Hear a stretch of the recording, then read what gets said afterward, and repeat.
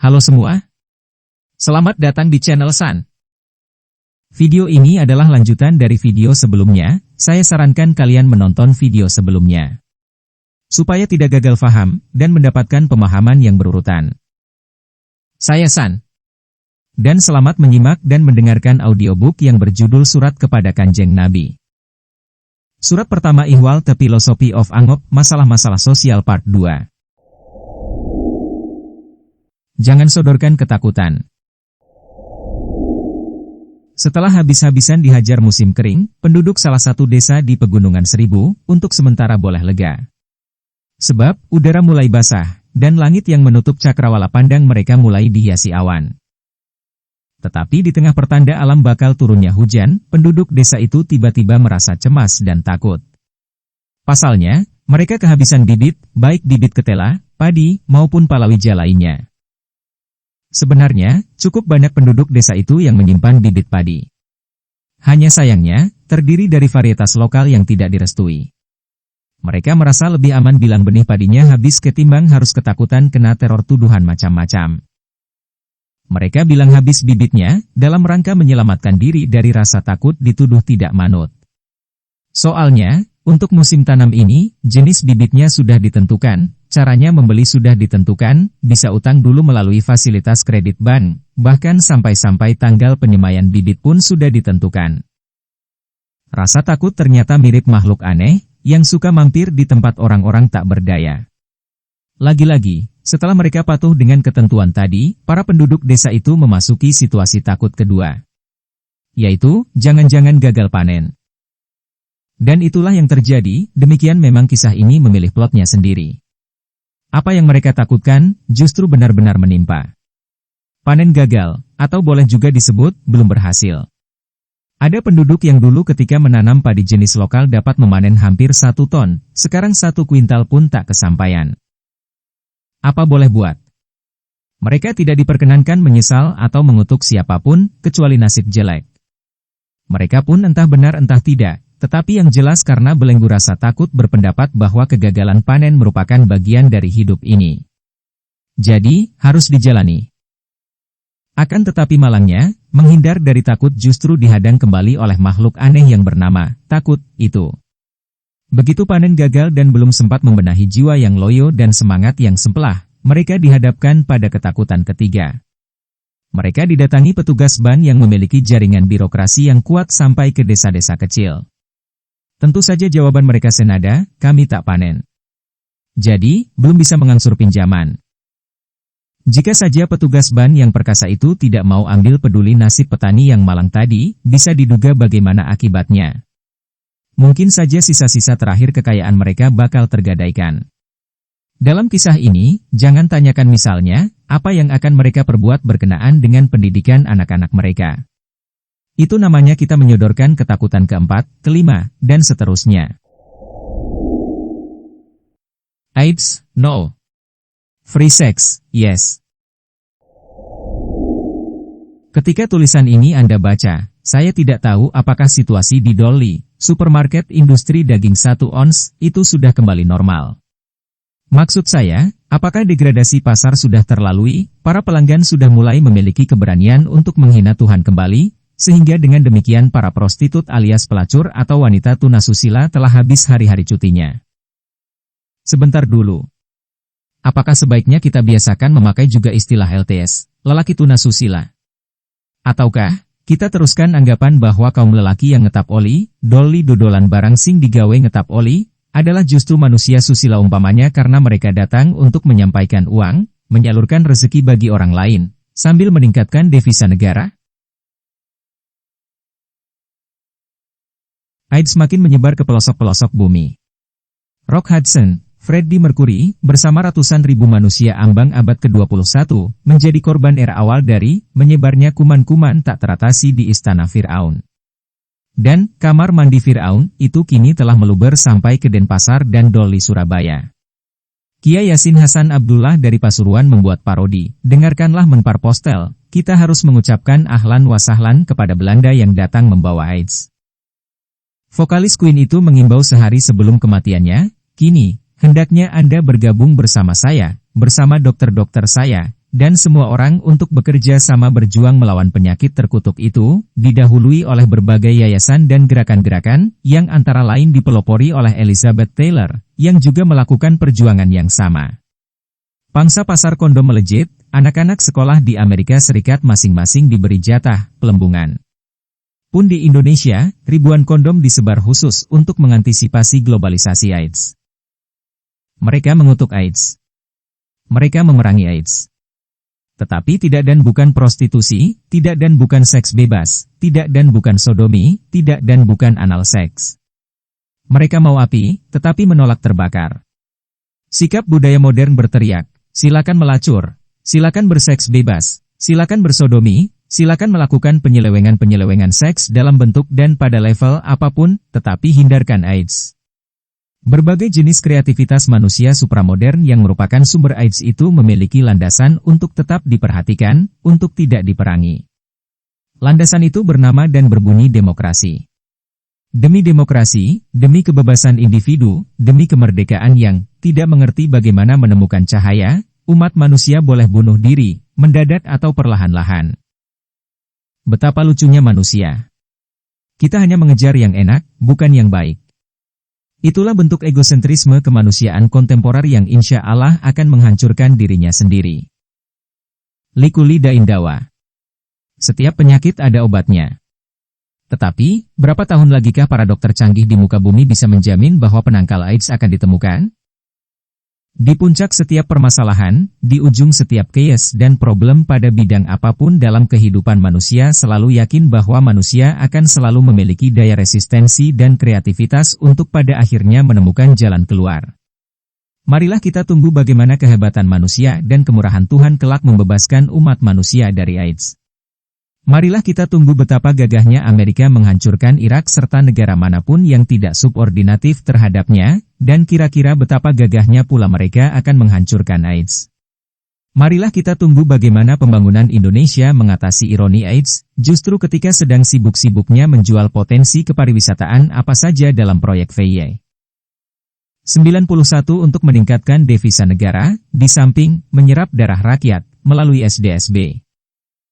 Marilah kita tunggu bagaimana sofistikasi ilmu dan teknologi kira-kira para Fir'aun modern melayani, subversi-subversi anti-sihir yang datang dari langitnya AIDS itu, sebelum akhirnya Musa merintis suatu perubahan besar-besaran.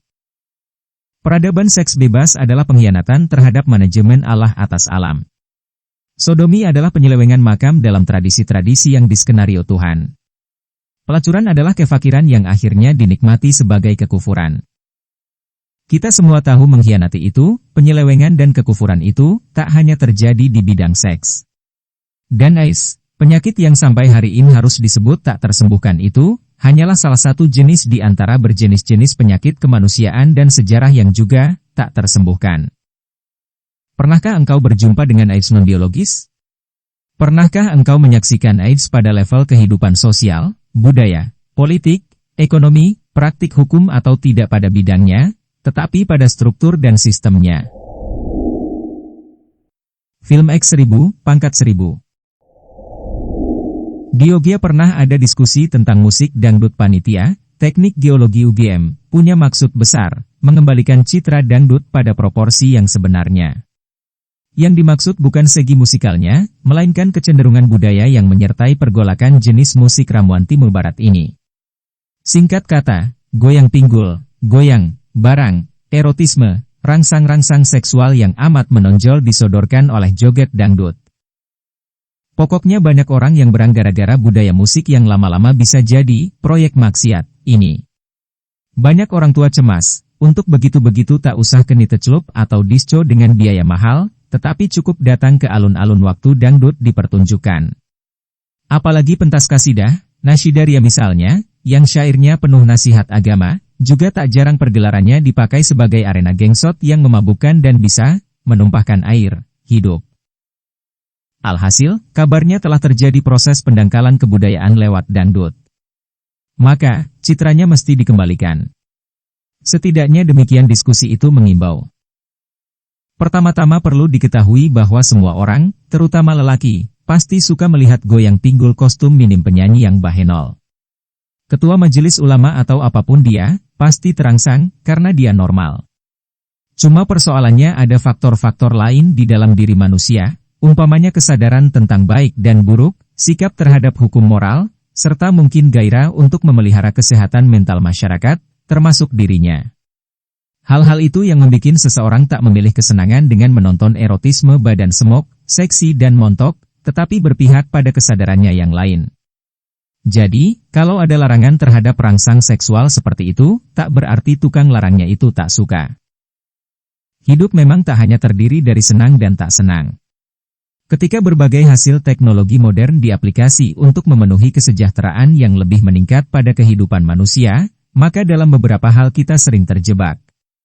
Misalnya, oleh makin timbulnya ketergantungan kita atas perangkat-perangkat teknologi itu, pada gilirannya menyeret kita juga pada ketergantungan yang sama terhadap inovasi-inovasi perilaku budaya yang sifatnya fisikal teknologis, begitu istilah menterengnya. Katakanlah begini, bersamaan dengan usaha gigih manusia meningkatkan produk teknologi untuk memudahkan kehidupan, maka teknologi seks juga tak mau ketinggalan. Pabrik-pabrik segera bikin alat-alat persetubuhan sintetis, vagina sintetis, zakar sintetis, serta segala macam perangkat untuk itu, yang diperhitungkan sematang-matangnya semua seginya, termasuk pengaturan temperatur, kemampuan goyang, juga pilihan-pilihan warnanya. Kalau sahabat-sahabat melancong ke kota-kota di negara-negara maju, maka silakan memperoleh alat itu seperti kalau hendak beli potlot atau sapu tangan.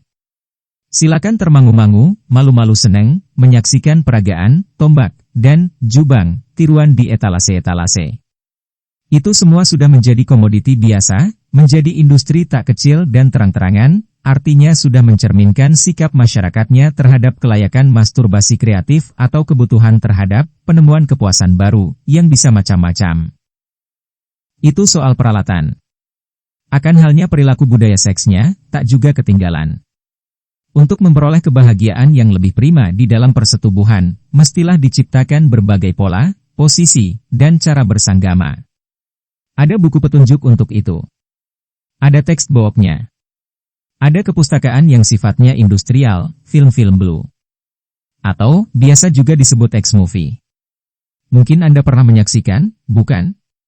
Bagaimana perempuan tak puas main di satu tempat, bagaimana perlu juga meningkatkan kreativitas dengan bermain sama babi, anjing, kuda, belut. Bagaimana dibutuhkan juga variasi panggung, di ranjang, di kursi, di atas kompor dapur, di padang, di batu-batu, di gua, dalam air, bahkan terkadang juga, maaf, di tempat ibadah. Peningkatan kreativitas seks makin diusahakan, sehingga X-movie saja tak cukup. Kini ada 20 movie, XXX movie, XXXX movie, dan kalau kelak kita sudah mampu main seks melawan batang pohon, lubang tikus, genderuwo, atau kalau sudah benar-benar spektakuler fantastis magis absurd dan unspeakable, maka akan jadilah X pangkat 1000 movie. Pada saat kita akan sudah sempurna menjadi binatang. Namun, itu tak terjadi di Indonesia. Tujuan negara kita jelas, menciptakan manusia seutuhnya. Sebagai masyarakat, kita tahu bagaimana agar tak terseret perlahan-lahan dan tak terasa menuju proses pembinatangan. Kita mengerti, seks umpamanya, kebahagiaannya tidak terletak pada perkembangan pola-pola fisiknya, tetapi pada kekudusan dan rahasia ruhnya. Kecuali, kalau pada pemegang kendali politik kebudayaan kita. Sekadar orang-orang yang cuma butuh komisi dan negosiasi industri dengan modal besar, atau orang-orang yang tak cukup mengerti keputusan-keputusan apa yang menguntungkan atau merugikan moral budaya masyarakat. Atau, orang-orang yang merasa berfungsi hanya selama 5-10 tahun, dan tak ingat bahwa hari depan sejarah yang jauh amat ditentukan oleh hari ini. 1. 2. The Philosophy of Angop. Menurut beberapa teman, angop atau menguap ialah kegiatan menyerap oksigen. Saya tak bisa menerangkannya. Tetapi pada kondisi biologis tertentu, sesudah kerja keras dalam jangka waktu tertentu misalnya manusia selalu memerlukan penyeimbangan kembali kesehatan fisiknya. Kegiatan hidup sesungguhnya adalah mengakumulasikan sejumlah keletihan yang menindih. Makin letih, makin perlu angop. Itu pun tak bisa terlalu lama, sebab sesudah sekian kali angop, akhirnya kita harus kalah dan berangkat, mati sebentar. Tampaknya itu tradisi alam, pagi berangkat ke siang, siang menuju sore, sore digantikan malam, dan malam menemui pagi. Ketukan iramanya boleh berbeda, tetapi hakikat pergantian, kreasi-rekreasi, itu harus terjadi. Oleh karena itu, masyarakat, mengalirnya sejarah, senantiasa juga membutuhkan angop-angop. Agar kesehatan kehidupan tetap terpelihara, kesehatan dalam arti proses dari tahap adanya sakit, menuju tahap menjadi sehat. Proses dari tidur ke jaga, dari mati ke hidup kembali, dan seterusnya. Saya teringat di suatu forum, para pakar yang mempersoalkan mengapa dewasa ini kultur seks meningkat sedemikian rupa. Mengapa pasaran pornografi menjarah makin banyak media massa komunikasi cetak maupun audiovisual? Mengapa semakin banyak wilayah kebudayaan masyarakat yang dijarah oleh gejala, perilaku, dan orientasi yang bermuara di ideologi seks? Tatkala sebuah masyarakat makin menurun kesanggupannya untuk menjawab problem-problemnya, tatkala persoalan-persoalan politik, ekonomi, hukum, serta yang lebih kompleks dan menyeluruh dari itu memberikan tekanan-tekanan pada kehidupan masyarakat tanpa bisa dielakkan, maka senantiasa ada tiga makhluk yang terlahir dari situasi itu. Pertama, antisipasi kemanusiaan pada tingkat paling lemah, verbal, dan picisan. Yakni, membengkaknya kebudayaan seks, kebudayaan klinik, serta budaya irasionalitas lain, umpamanya judi, SDSB dan lain-lain. Kedua, permunculan secara agak terasing, gejala spiritualisasi segmen tertentu dari kehidupan masyarakat. Misalnya, meningkatnya kegiatan keagamaan, mistik, atau bentuk-bentuk religiositas lainnya. Ketiga, moderasi antara keduanya, racikan antara pelarian-pelarian dangkal dan kerinduan spiritual yang murni. Ketiga gejala itu biasanya muncul bersamaan, serta bisa terjadi sekaligus pada satu subjek yang sama baik subjek personal maupun sosial.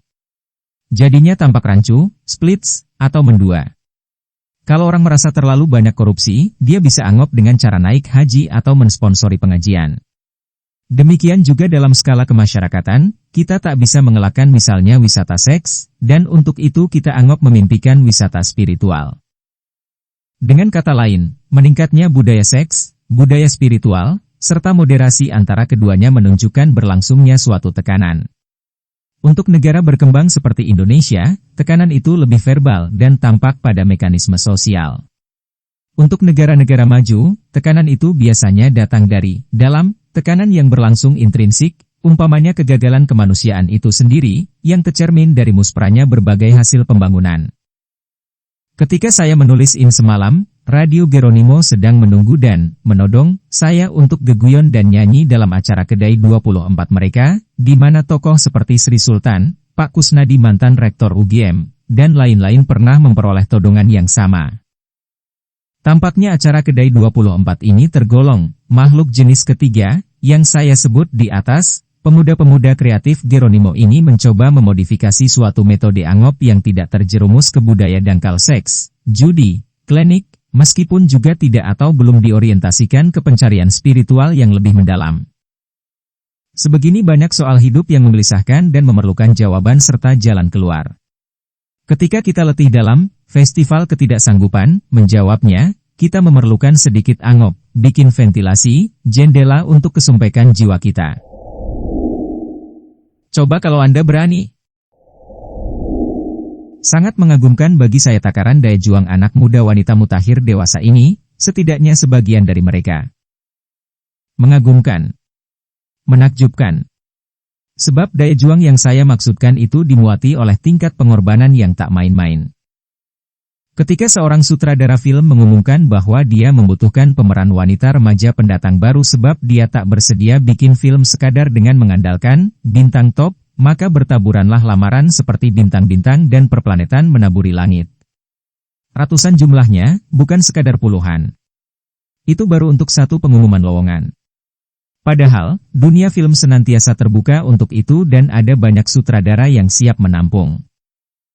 Ada yang pakai strategi seperti ketika Marlon Brando datang melamar jadi Don Corleone untuk film The Godfather. Si aktor pembela kaum Indian itu datang ke studio film sudah dengan kostum Don Corleone lengkap dengan seluruh penampilan aktingnya serta spesifikasi vokal yang dia pilih. Maka, dia langsung diterima sebab ide dan kreativitas yang tercermin melampaui imaji sang sutradara itu sendiri. Cewek-cewek generasi muda Pancasila itu pun datang ke studio film dengan kostum yang menantang setengah, 2/3, atau setidaknya seperempat telanjang. Plus cara berlenggok, cara memandang serta cara menggerakkan bibir dan lidah dalam berbicara. Sedemikian rupa keberanian dan pengorbanan mereka sehingga saya gatal untuk memberi label bahwa mereka inilah salah satu contoh generasi tinggal landas. Yaitu, suatu generasi yang berani meninggalkan landasan nilai-nilai kehidupannya. Yang banyak di antara mereka sekadar kirim surat lamaran, dilampiri foto-foto diri yang 90% merangsang, dalam pose-pose yang kemempit. Ketakjuban saya kian menjadi-jadi karena banyak di antara mereka adalah siswi-siswi SM atau SMP. Dan lagi di mana dia berfoto begitu dan siapa gerangan yang membidikkan kamera. Terjadi suatu regenerasi yang efektif. Suatu proses penggantian tongkat estafet yang penuh dinamika. Mereka tentu mengikuti jejak kepemimpinan kakak generasinya, misalnya para bintang film tahu musik setengah pop yang suka datang ke kantor sebuah majalah, menawarkan diri untuk diwawancarai, dibawa masuk studio untuk cepat atau pelan-pelan mencopoti lembar demi lembar pakaiannya hingga bisa telanjang sama sekali. Tentu saja yang dinikmati pembaca lewat majalah hanya sekitar 30% dari realitas di studio, tapi dokumentasi di album Top Secret sungguh-sungguh menggambarkan betapa cewek-cewek muda modern itu memiliki semangat kemajuan yang besar. Mereka tergolong wanita karir, yang tarif bargaining power-nya sangat tinggi, daya determinasi dan penetrasi lapangannya mengagumkan. Mungkin teks bawah mereka antara lain adalah tayangan album Rich and Famous di RCTI. Kalau yang menghadapi glasnost cewek-cewek modern itu tingkat mentalitanya setaraf saya atau Anda, mungkin bursa saham kita kacau konstelasinya. Itulah sebabnya sutradara yang saya kisahkan ini tiap saat sibuk membantingi kartu-kartu iman. Juga tukang-tukang foto di studio majalah itu mengeluh pada saya, "Wah, Mas, banyak dosa saya. Kala sholat malam saya sering menangis." Banyak orang berani jadi presiden, menteri, gali, atau petinju. Tetapi, keberanian membuka pakaian dan tampil di pentas komunikasi modern body exhibition, hanya dimiliki oleh young women generation itu. Coba kalau Anda berani, buktikan di hadapan saya. Dan hitunglah pengorbanan pribadi mereka di hadapan orang tua, masyarakat, Tuhan, dirinya sendiri. Aurat. Tak banyak hal yang lebih menyejukkan hati dibanding, misalnya beristrikan seorang wanita berjilbab. Ada beberapa unsur pokok dari kekisruhan psikologis kaum lelaki yang rasanya bisa diamankan oleh sepotong kain yang menelungkupi kepala wanita. Pada zaman setengah modern, keabsahan untuk liberal biasanya dipersembahkan hanya bagi ego lelaki, sementara di kampung, sosialitas lelaki biasanya malah super konservatif. Lelaki merasa sedemikian ngeri untuk tak disetiai, justru karena dia menikmati peluang yang sedemikian luasnya dalam sistem budaya untuk tidak setia. Urutan syarat istri ideal mungkin adalah berpendidikan, rasional, mandiri, cukup cerdas, berkepribadian, setia, dan cantik. Tetapi yang terakhir itu ditaruh di urutan pertama, demikian seterusnya. Adapun soal berpendidikan atau tidak, oleh tipe lelaki tertentu, boleh ditaruh di urutan terakhir. Sebab baginya wanita sebaiknya disimpan, diimbu, diperam sebagaimana mangga dalam gentong. Maka, wanita cantik berjilbab itu ibarat susu indah bergizi. Kalau berjilbab saja tanpa cantik, nanti ada kawan usil bilang, itu orang merusak jilbab sebelanga. Kecuali, jika kita adalah seorang ideolog yang progresif revolusioner, yang melihat jilbab sebagai ornamen revivalisme Islam, di sisi jilbab. Jilbab lain yang berupa iman agama, pilihan ilmu sosial, kerangka ideologi, atau militansi politik. Akan tetapi, tema kita ini bukan bagaimana lelaki memilih istri ideal, melainkan upaya mencari arti dan letak, lelaki, dan wanita, dalam titik tolak setiap rekayasa kebudayaan. Ruh itu netral, tak lelaki tak wanita. Ruh punya sub-sub dimensi, sebagiannya mengartikulasi sebagai gundukan wanita, sebagian lain sebagai tonjolan lelaki. Mereka itu manifestasi, tetapi sumber manifestasi itu sendiri, satu dan sama. Maka, setiap pertarungan antara wanita dan lelaki di rumah tangga, di sistem sosial, di manajemen perusahaan, di bumi, dan di surga adalah suatu pertarungan untuk menjadi satu kembali. Kalau wanita menyublimasi diri ke sumber, maka dia temukan dirinya sebagai juga lelaki, atau suatu keutuhan yang tak lagi wanita atau lelaki. Juga bagi lelaki, kejantanan, umpamanya, memang diwakili oleh manifestasi lelaki, tetapi tak bisa disebut harkat lelaki, seperti juga kebetinaan bukanlah harkat wanita. Pun keberanian dan kepengecutan, kemaniaan dan keperkasaan, sesumbar dan tangis, tak bisa dimonopoli oleh salah satu darinya. Jadinya, kalau emansipasi lelaki atau emansipasi wanita mengacu hanya pada bentukan lelaki dan wanita, maka itu bernama primordialisme. Rujukan universalah yang memungkinkan perjuangan itu tak terjebak oleh emosi pergulatan semu, oleh primordialisme lelaki dan primordialisme wanita. Wanita bukan sepenuhnya wanita, dan mereka bukan dua gumpal stereotip yang berlawanan. Wanita bisa dalam fungsi sosial merupakan lelaki yang jantan perkasa, lelaki merupakan ibu anggun lembut pengayom. Atau, wanita bisa berupa jagoan atau gacoan yang garang, dan lelaki berupa babon pemalas dan kolokan. Karena lelaki wanita itu satu ruh, tetapi beda manifestasi, maka sepak terjang mereka dilandaskan pada satu ruh, tetapi dikelola menurut perbedaan manifestasi. Kalau proporsi ini dilanggar, wanita mengucapkan kejantanannya dengan binaraga dan lelaki melampiaskan kelembutannya dengan artikulasi banci. Dengan memakai tanda budaya lelaki, wanita merasa sedang beremansipasi. Dengan memakai hiasan wanita, lelaki merasa merebut perlambang yang semula dimonopoli wanita. Kalau buruh wanita dipekerjakan sampai larut malam, maka hal seperti itu disebut eksploitasi. Sementara kalau jam kerjanya lebih sedikit dari lelaki disebut diskriminasi. Dalam mismanajemen begituan, letak jilbab menjadi kurang begitu jelas. Jilbab sering diklaim sebagai contoh betapa lelaki Islam merendahkan seorang wanita. Sementara sebagian pemakai jilbab menyatakan jilbab adalah cara wanita melindungi harkatnya dari otoritas kultural kaum lelaki. Dengan memakai jilbab, Hajjah Foni merasa bisa ambil jarak budaya dan politis dari kekuasaan pria. Dia melindungi kewanitaan-nya, sebuah nasionalisme oposan wanita di hadapan rezim lelaki. Di banyak tempat, penari-penari menghentikan keseniannya sejak pakai jilbab. Kenapa tak bikin tari jilbab? Oh, tidak. Wanita itu aurat. Kami menolak show di hadapan lelaki. What do you mean by show? Sweetheart. Tampil di panggung seni? Berdiri di depan papan tulis ruang kuliah? Jalan-jalan di depan asrama cowok? Kapan saja engkau tampil di depan lelaki, maka itu selalu adalah pertunjukan bagi setiap hidung belang atau jerawatan. Jadi, simpanlah dirimu di gudang atau atap rumah. Dengan yang dia sangka konsep aurat, dia mengukuhkan primordialisme kewanitaannya. Dia seolah meneguhkan diri sebagai tubuh dan keindahan yang wajib dia lindungi. Padahal, kalau kewanitaan adalah itu, biar disembunyikan di balik kain lapis 10 dan dipenjara di tembok kimiawi Roma, lelaki tetap bisa memfantasikannya. Kalau gua fantasi elu, mau lari kemana? Kalau itu eksistensi wanita, percayalah apa yang dibalik kerudung dan jilbab jauh lebih indah bagi röntgen lelaki dibanding gambar polos boderek. Jadi, mari bicara sederhana tentang memperkaya dimensi pergaulan antara wanita dan lelaki.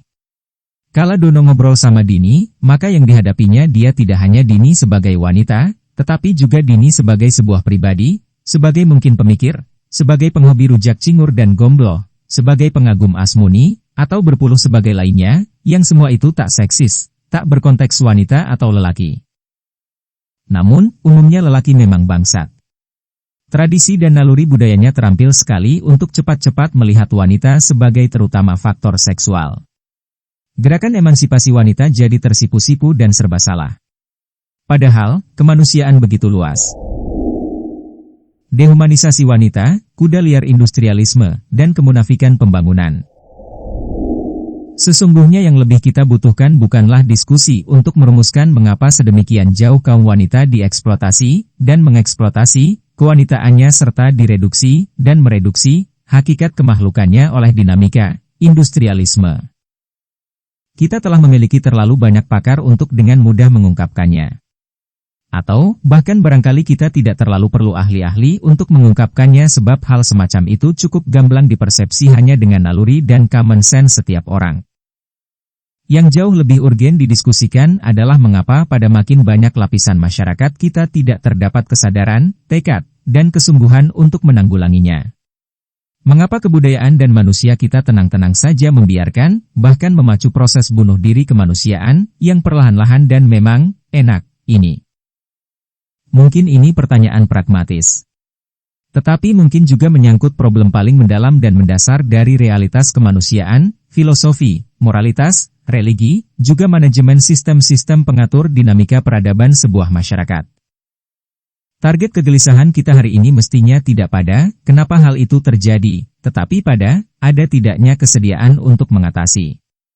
Titik berat kecemasan kultural kita hari ini tidak pada bagaimana menghimpun informasi, pengetahuan, ilmu, dan analisis terhadap realitas tersebut, tetapi pada pertanyaan kenapa ada semacam kematian dalam kesadaran pikiran dan hati nurani masyarakat kita untuk tidak cukup serius, tergetar oleh malapetaka peradaban ini.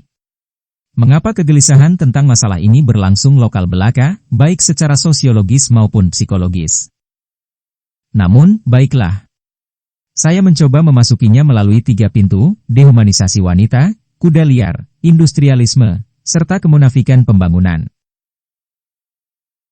Saya tidak tahu bagaimana sebutan-sebutan ilmiah akademisnya. Sebut saja 2 kemungkinan, manusia dengan gerak pasang, serta manusia dengan gerak surut. Atau, manusia dengan dinamika plus serta manusia dengan dinamika minus. Yang kedua dulu, surut, atau minus, ialah suatu posisi di mana manusia menyurutkan, mengurangi, atau melokalisasi dirinya dari keutuhannya sebagai manusia menjadi atau menuju lingkar primordialitas tertentu, baik karena fungsi, profesi, ras, atau gender. Manusia menjadi, belum tentu, manusia karena dia adalah pria, wanita, anak bugis, insinyur, birokrat, santri, atau maling. Mereka tidak bisa mengelakkan, atau justru membutuhkan primordialitas ini karena sosialitas manusia memerlukan tatanan, aturan nilai, pembagian kerja, serta identifikasi lokal lainnya masing-masing. Akan tetapi, dinamika minus atau gerak surut ini justru merupakan cara dan saluran untuk mengolah kemungkinan yang pertama, yakni gerak pasang atau dinamika plus. Hakikat kewanitaan seorang manusia bisa merupakan sumber bagi peningkatan derajat kemanusiaannya, umpamanya melalui bakat kearifan dan kelembutan yang melebihi pria. Dengan menyadari kebugisan atau kejawaannya, seorang manusia bisa justru menemukan jalan untuk mempertinggi kualitas kemanusiaannya. Serta dengan menjadi seorang insinyur, seniman, atau santri, juga dengan kedudukan sebagai birokrat, pemimpin, menteri, atau lurah, bisa justru terbuka peluang bagi manusia pelakunya untuk memperjuangkan nilai plus bagi derajat kemanusiaannya. Oleh karena itu, meskipun menjadi wanita, menjadi penyair, pastor, pedagang kamper, atau tukang cukur, merupakan gerak penyempitan kemanusiaan belum tentu merupakan proses dehumanisasi. Itulah bedanya dengan apabila kita berbicara tentang betapa wanita diharuskan, mengharuskan diri, diseret, menyeret diri, menjadi seorang penari striptease, penyanyi dangdut yang sengaja menyodorkan betis dan pahanya untuk diusap ramai-ramai oleh penonton, atau segala macam profesi wanita lainnya yang ideologi bisnisnya memang adalah memancing sensualitas dan seksualitas.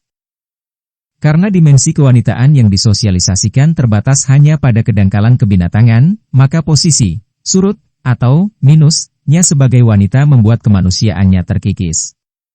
Dalam bahasa kesenian, dia kehilangan mister sehingga rendah mutunya. Dalam bahasa agama, robek penutup auratnya, atau nilai rahasia keagungan ilahiyahnya, sehingga kemakhlukannya sebagai manusia merosot ke tingkat batu bata. Dan efek sosial budayanya adalah menyempitnya cakrawala keindahan pergaulan, menurunnya moralitas lingkungan, serta kacaunya hakikat dan struktur nilai kemanusiaannya itu sendiri. Sangat ironis bahwa justru di tengah peradaban ilmu yang telah sedemikian tinggi dan luas, serta di tengah kecanggihan teknologi untuk menciptakan sangat banyak kemudahan bagi upaya penyejahteraan manusia justru dalam modus-modus budaya hiburan modern, kaum wanita justru dipandang dan diperlakukan tidak hanya tidak sebagai manusia, bahkan juga tidak sebagai wanita, melainkan sebagai segumpal benda lunak yang sebegitu murah harganya.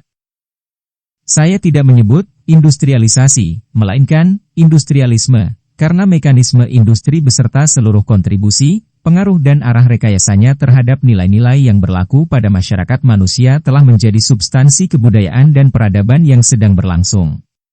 Tidak saya katakan bahwa kita telah menjadi manusia industrial, tetapi jelas kita adalah masyarakat konsumen yang wajah kita dilukisi sedemikian rupa oleh hasil-hasil industri.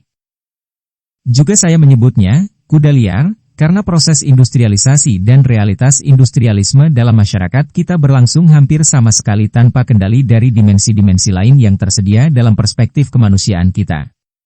Bahkan, tidak sekadar tanpa kendali, terbukti kita tidak pernah cukup sungguh-sungguh mendayagunakan dimensi-dimensi nilai lain untuk mengantisipasi gejala-gejala industrialisme. Kita punya kecenderungan mental untuk tak bersedia menjadi medan perang antara umpamanya materialisme dan spiritualisme, agama dan tahayul, konsumtivisme dan kewajaran kebutuhan, hedonisme dan konsep puasa, atau antara eksplorasi dan eksploitasi seks yang pada akhirnya disoriented dengan batas sehat kesejahteraan dan keindahan seks. Yang kita lakukan adalah mendamaikan mereka. Kita menyangka bahwa terus-menerus kita akan bisa tenang-tenang saja melakukan dua pekerjaan yang akan membunuh salah satunya.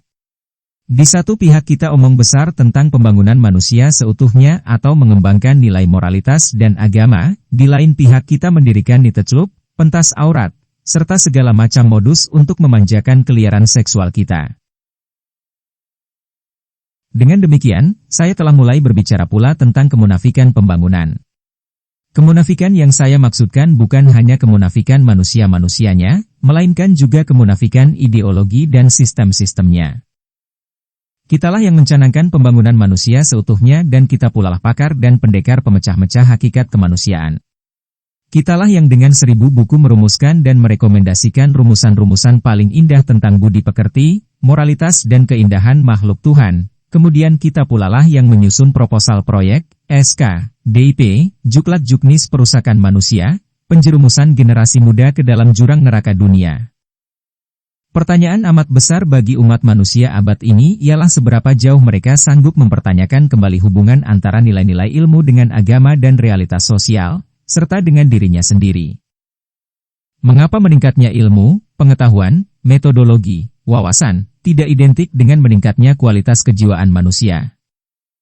Mengapa meluasnya arena pendidikan beserta makin mencanggihnya kurikulum dan sistem sosialisasinya tidak paralel dengan matangnya kepribadian, dewasanya mentalitas dan moralitas, serta dengan komitmen manusia itu sendiri terhadap kesejahteraan dan keselamatan yang sejati?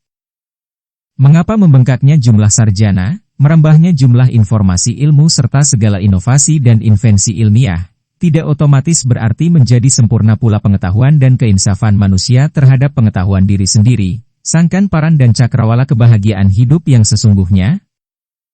Mengapa makin mendalamnya pemahaman nilai-nilai agama serta meluasnya gairah ketuhanan tidak indikatif terhadap terkontrolnya sistem-sistem manajemen hidup personal maupun institusional dari kecenderungan menelurkan modus-modus dehumanisasi? Bukankah agama adalah sumber yang paling memiliki kesanggupan untuk menjelaskan humanisme, bahkan ke cakrawala yang lebih luas dan langit yang lebih tinggi? Mengapa kesepakatan nasional tentang demokrasi Pancasila, tentang manusia Indonesia seutuhnya, tentang jargon kultural edukatif, serta segala macam yang tiap saat bisa kita dengarkan di radio dan televisi serta media massa cetak, ditandai justru oleh represi kekuasaan, memfungsikan ekonomi, sekularisasi perilaku masyarakat, pendirian niteclub, penerbitan tabloid buka aurat, bursa keperawanan, dan sebagainya? Gampang kita menjawabnya, itu soal kemunafikan. Tetapi, bagaimanakah caranya mengejar jejak kaki kemunafikan? Di fakultas mana kemunafikan menarik untuk menjadi subjek penelitian? Pada disiplin ilmu apa tersedia metodologi untuk menelitinya? Di dalam ideologi pendidikan formal sebelah mana terdapat komitmen terhadap selamatnya kehidupan dari rongrongan kemunafikan? Di sebelah mana dari lingkungan hidup kita terdapat tanah tandus bagi kemunafikan? Diri kita sendiri ini, birokrasi kenegaraan kita ini, tata nilai pergaulan sosial kita ini, bahkan halaman, beranda, dan kedalaman rumah-rumah ibadah kita ini, adalah justru tanah yang cukup subur bagi kemunafikan.